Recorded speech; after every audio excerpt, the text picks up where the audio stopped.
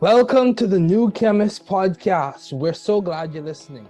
Feel free to download this podcast on Spotify, Google Podcasts, Apple Podcasts, Odyssey, Stitcher, and a variety of other platforms.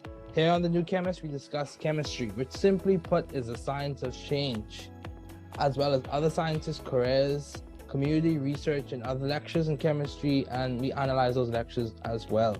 My guest today is Dr. Campeau. It is so good to have him as a guest today.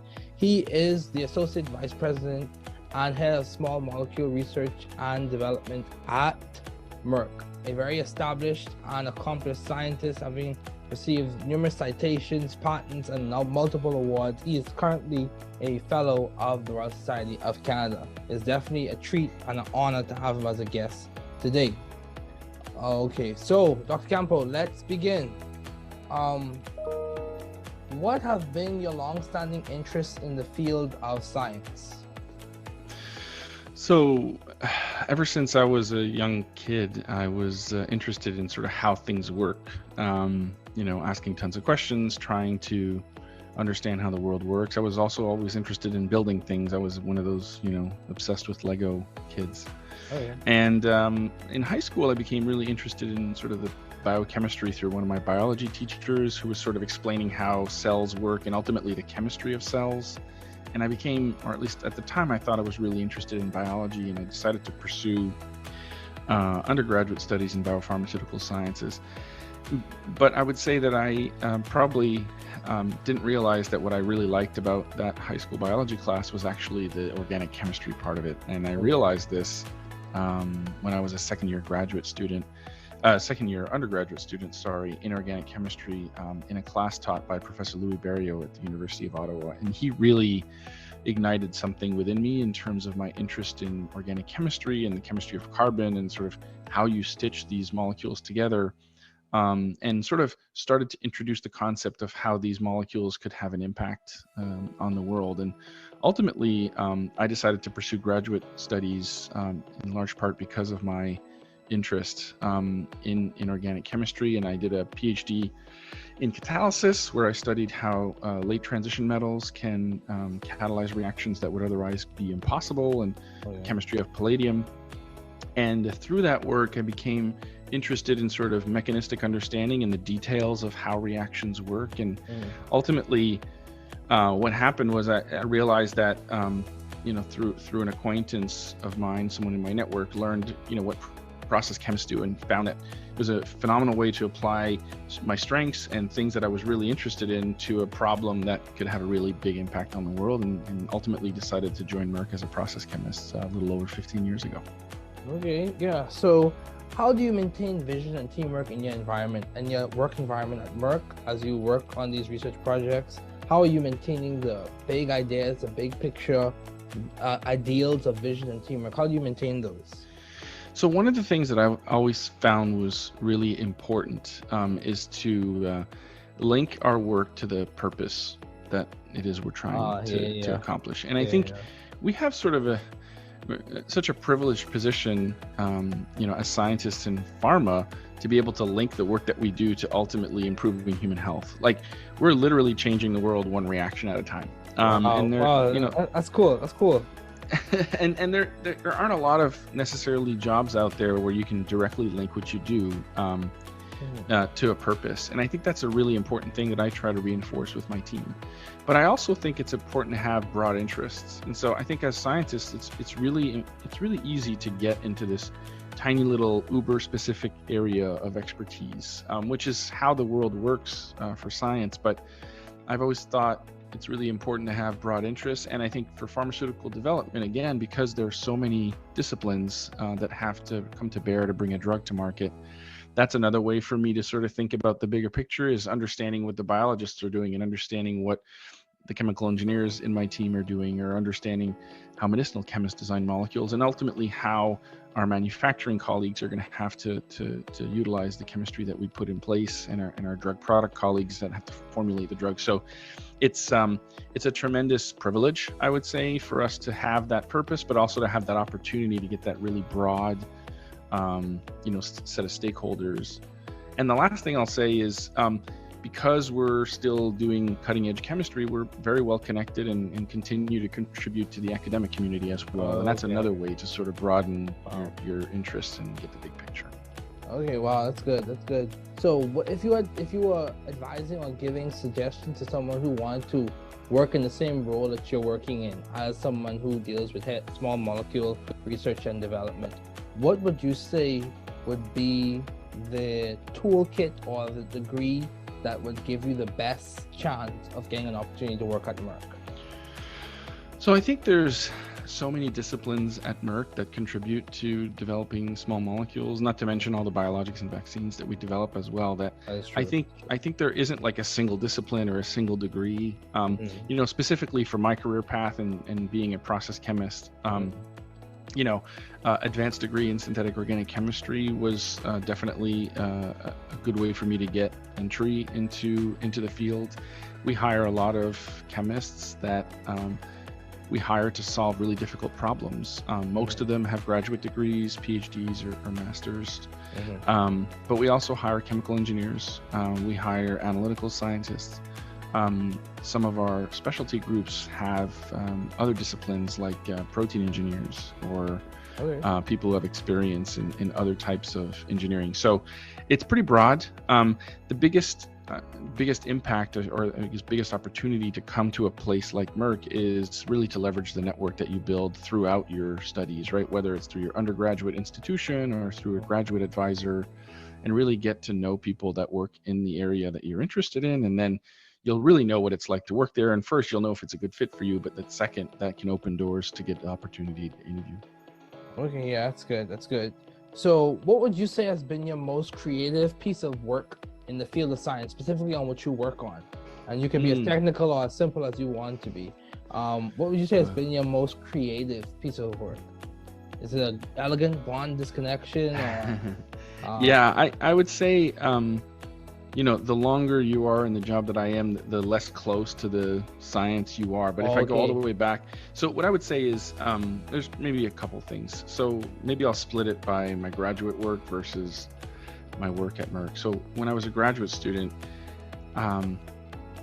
I had an insight that a certain type of electronic effect in the molecules that I was studying could be exploited to make a carbon-carbon bond that hadn't been known before, and that seed of an idea eventually became what we now call concerted metallation deprotonation, which is a well-accepted mechanism in palladium catalyzed direct arylation reactions. And it was, you know, I was 24 years old. I had this idea that, you know, CH acidity was going to be an important factor in these reactions, and that electron deficient arenes should work, which was not known at the time. And ultimately that ended up working, and my whole PhD ended up being about that. And I'm really proud of that work.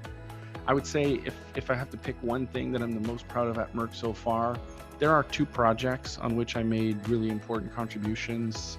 One of them is Doravirine, which is an approved drug for HIV treatment, where I was able to design a synthesis of that molecule to really rapidly and quickly bring it into preclinical and clinical studies, and ultimately that drug was approved, and so I'm really proud of that. And then more recently, I actually led a cross-functional team that developed a cardiovascular drug that, you know, isn't on the market yet, so I can't really talk about it, but it was a cholesterol medication that's now going into phase 3 at Merck, and it was one of the first macrocyclic peptides that Merck synthesized and ultimately brought to market. And our team had to develop a bunch of extremely novel chemistry in order to be able to do that. So I can't wait to be able to tell the world about that in a couple of years. Okay, that sounds really good. It's interesting that you worked on a HIV drug. You said an HIV drug. Yeah, yeah. That's interesting because one of my mentors, I don't know if you're familiar with the name Lou Jungheim. Yeah, who worked on Molnupiravir. Yeah. Okay. Yeah. So nice. Yeah, it's definitely interesting. It's interesting connection, interesting conversation. So small world in a way. So how have you sought or found the right environment for you to thrive scientifically and intellectually? How did you go about finding Merck, or did Merck find you?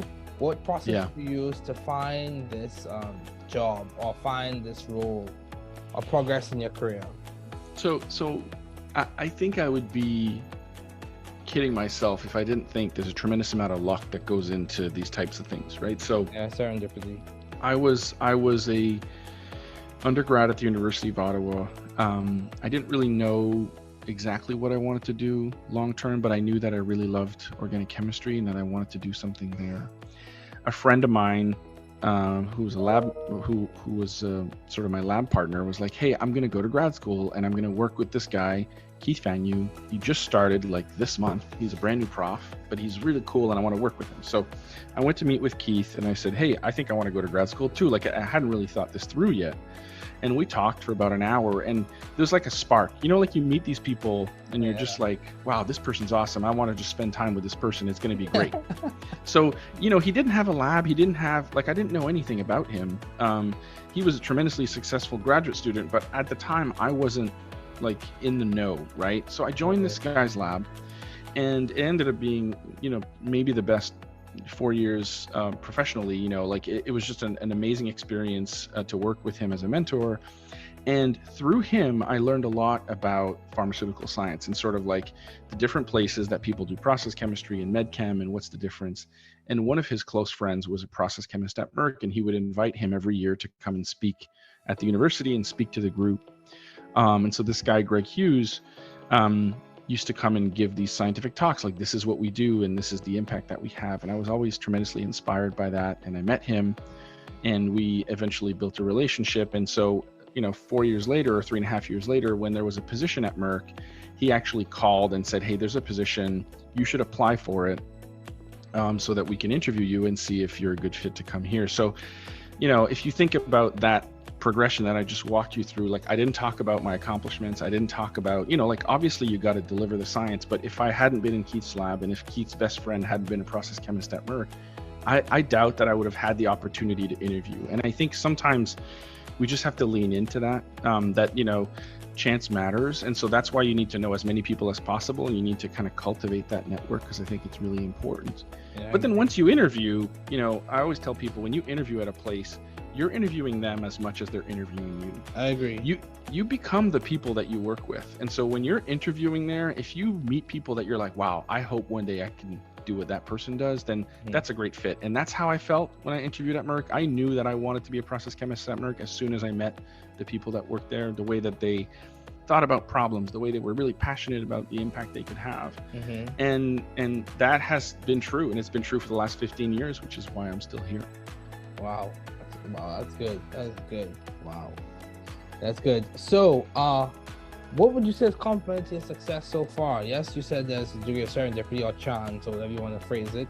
Who would you say has been one of your driving, encouragers, motivators, source of inspiration? What would you say has complemented your success? Can you name some of the people or talk about the people who really played a role outside of the ones you mentioned already? Sure.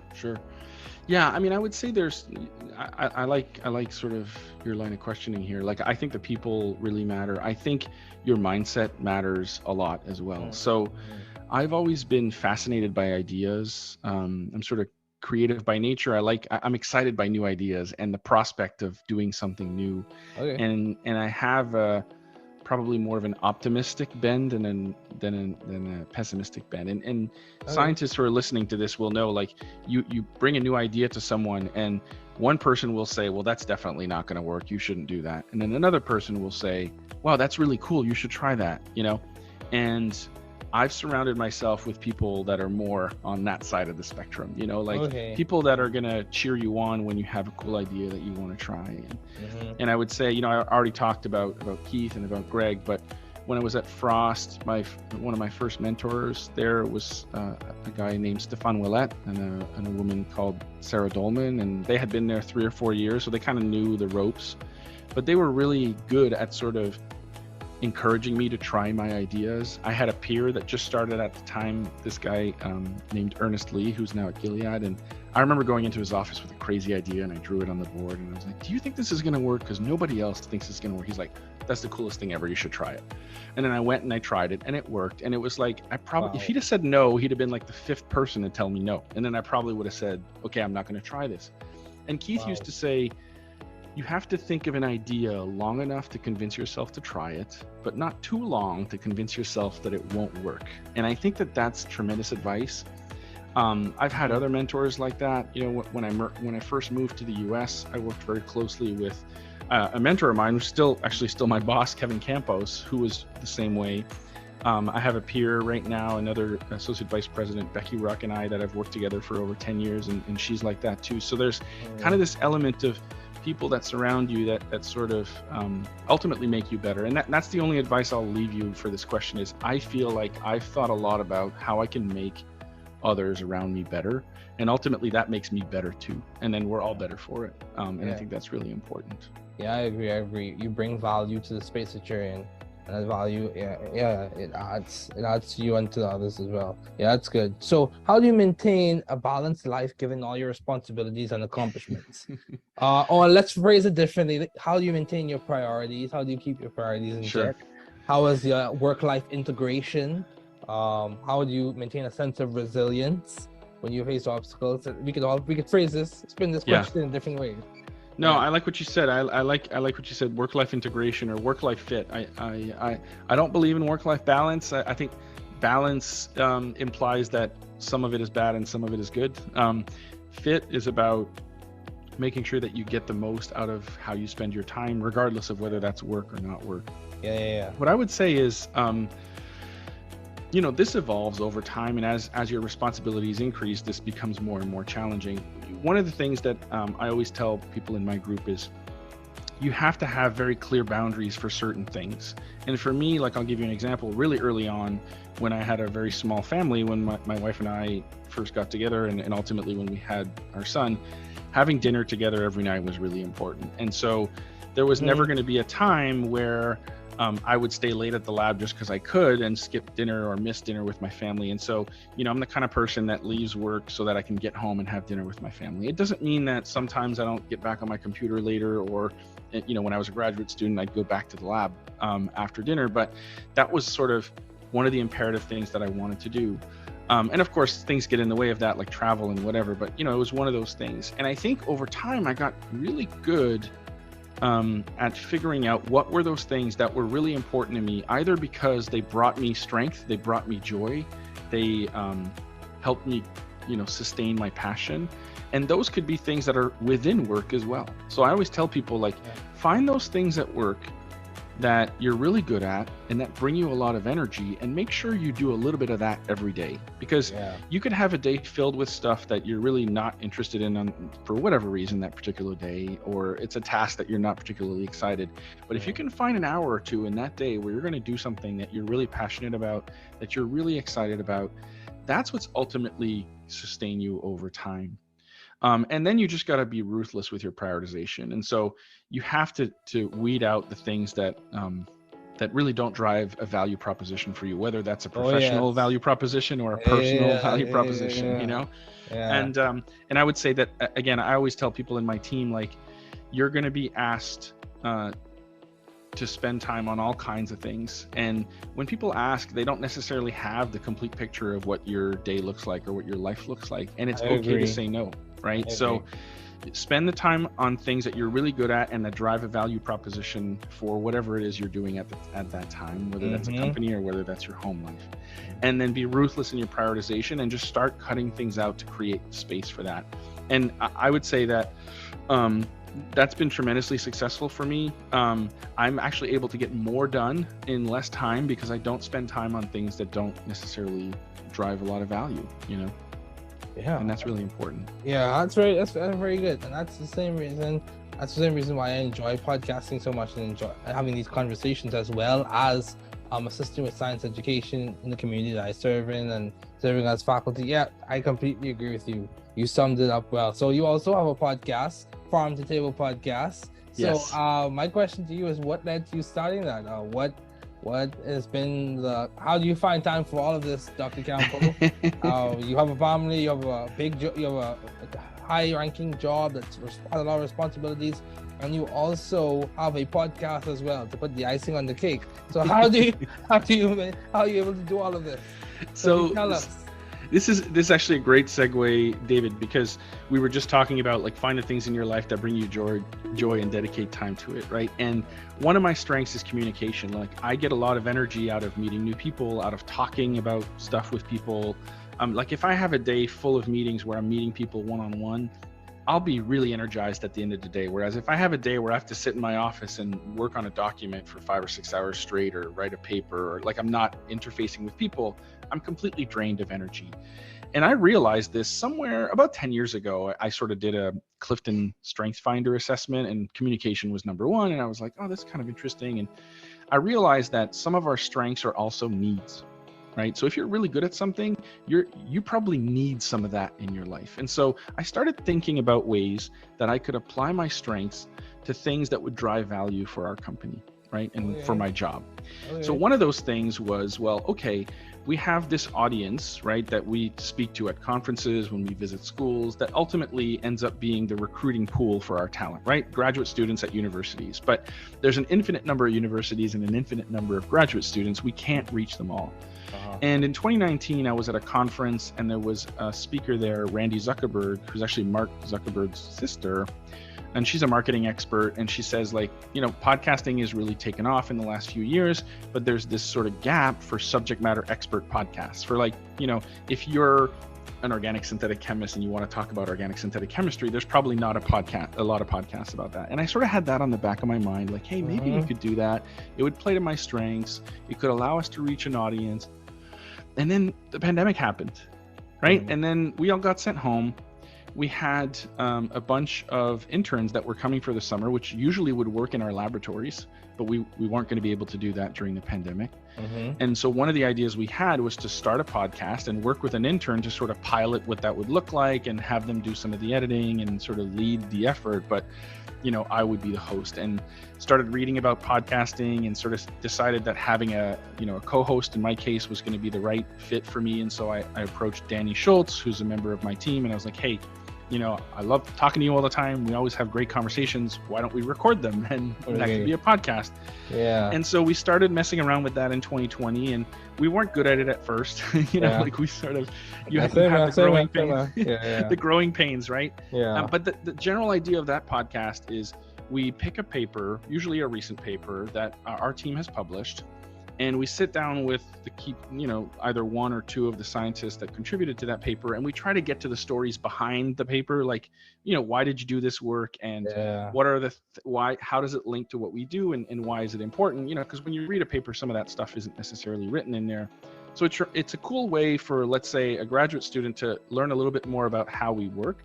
It's a great way for them to learn about the people that are in our organization that they may otherwise not get to meet or hear about.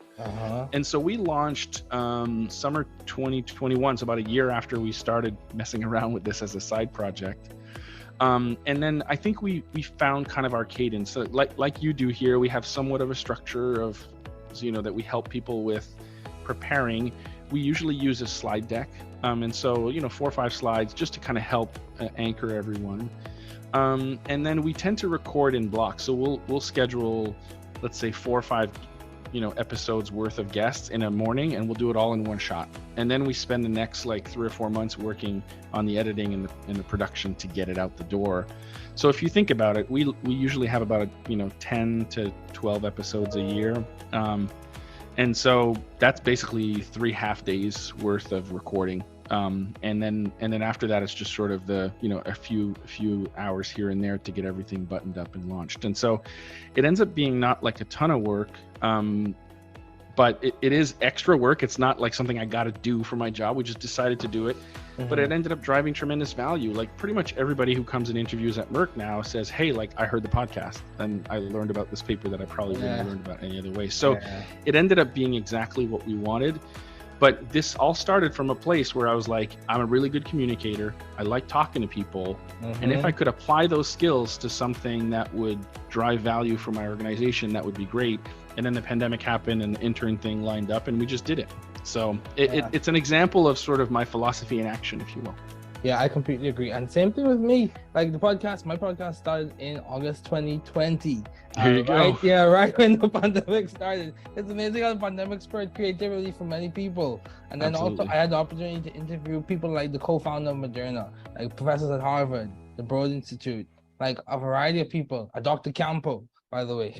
So I've had a lot of opportunity to meet people and engage in meaningful dialogue, and the whole basis and structure of the podcast came from a book, Find Your Path, which is published by MIT Press, in terms of me reading through that and adopting the same method of inquiry for the podcast. So as we conclude, what advice would you give to those wanting to pursue the field you're currently working in? What would you tell someone if they came to you and said, I want to do what you're doing in the next 15 years, or I want to help the world in a similar way in the next 15 years?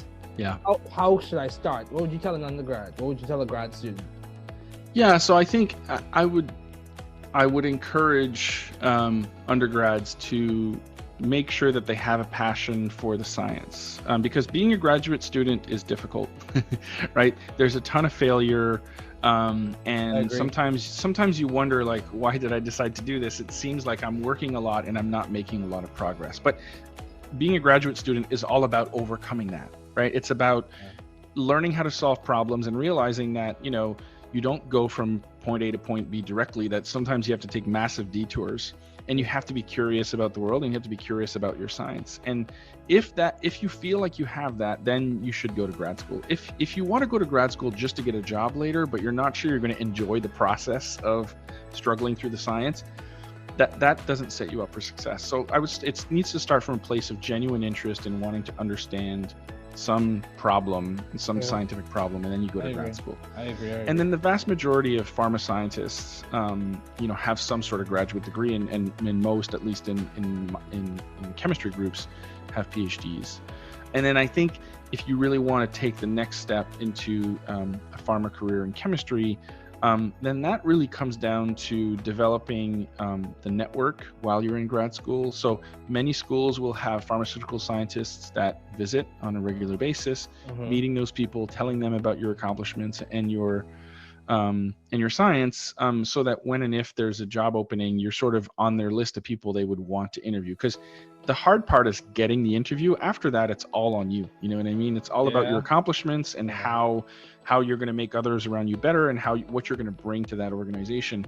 But there's, again, an infinite number of people and an infinite number of locations, and so finding the right people to bring in for an interview can sometimes be challenging. But I always tell people, when I was a graduate student, Greg Hughes is one of my mentors. He was visiting, and someone was like, well, what do I got to do as a graduate student to get a job at Merck? And he replied, well, you just got to be awesome, which I thought was a really funny question. But his point was that when you interview, you're going to have to convince a group of people that you're the kind of person that's going to solve the most challenging problems that this company has on the table. And so we look for people that are great at solving problems. It's not like we look for subdisciplines of expertise. Like, that happens every once in a while. But generally speaking, scientists are extremely adaptable. And so if you're really good at learning something new and applying it in a way to solve problems, when you come here, we're going to teach you a bunch of new stuff and you're going to solve a bunch of problems. And so that's what I tell people they need to be able to demonstrate in their interviews. Okay, wow, that's good. It sounds like you are definitely moving forward and making lots of progress, and in my opinion, achieving your alumni marks. So reaching a point where you can transition from one energy state to another, or one level to another, and make an impact, or gain the maximum from your environment. Yes, that is what I would say. So what has been some of the most beneficial advice you have received, either from your parents or professors or family members or significant other? What would you say, something that replays in your mind when you really succeed and do tremendous and brings you back down in terms of humility? So or really helps you to pick yourself up from those rough days. Yeah, I feel like I don't know if you want to put this in the category of advice, but I had a French literature teacher when I was in high school. We were reading this really old piece of French literature, and he was really excited about this one passage. And the passage went, in French, à vaincre sans péril, on triomphe sans gloire, which basically means, like, to be victorious without peril is to triumph without glory. And for whatever reason, so here I am, 16, 17 years old, I hear this for the first time. But this idea that when you succeed, you're gonna look back on those tough moments and realize that having overcome that will only augment what you ultimately accomplished. That sense, that one line, which is like from whatever 16th century French literature, was really like it makes the tough times harder, easier to get through, because you're sort of like, yeah, it's really tough right now. I'm trying to solve this problem and I don't know if I can solve it. But when I solve it, this is going to be so much greater. And I used to walk around the labs when I was a grad student and walk around the labs at Merck, and I used to tell people this quote, like when they were like struggling with something. And I'm like, when you solve this problem, this is going to be even greater, right? Because you'll have overcome this adversity. And it reminds me of a quote that I recently heard in a movie about the guy who invented the Lamborghini. And he says, it isn't impossible until we fail. And if we fail, we'll fail searching for greatness. So it's kind of this similar vein of like, I just assume that we're going to get to the right place at the end. And that mindset is really important. It's important for scientists because most experiments that we run will fail, right? Yes. But ultimately, as a collective, as a group of scientists that come together to solve these problems in drug discovery and development, we often succeed in the end as a group, right? Yeah. So I think that's probably, it's not really advice because it came from like a book. I already told you about Keith's quote about not convincing yourself not to do stuff. That's something I repeat all the time as well. Yeah. But to me, those two things are probably the most important things that I think people should take away from this conversation. Yeah, I completely agree. I remember this book, Good Timber, as we conclude. Remember this quote from Good Timber, this poem. It said, "The tree that never had to fight for sun and sky and air and light, but stood out in the open plain and always got its share of rain, never became a forest king, but lived and died a scrubby thing. The man who never had to toil to gain and farm his patch of soil, who never had to win his share of sun and sky and light and air, never became a manly man, but lived and died as he began. Good timber does not grow in ease. The stronger winds, the stronger trees. The further the sky, the greater the length. The more the storm, the more the strength. By sun and cold, by rain and snow, in tree and men, good timbers grow." So Dr. Campeau. Yeah. I said that in high school and it still replays in my mind. Yeah, as well as my faith perspective and faith tradition. But yeah, Dr. Campeau, it's so good to have you as a guest. It was a privilege and an honor.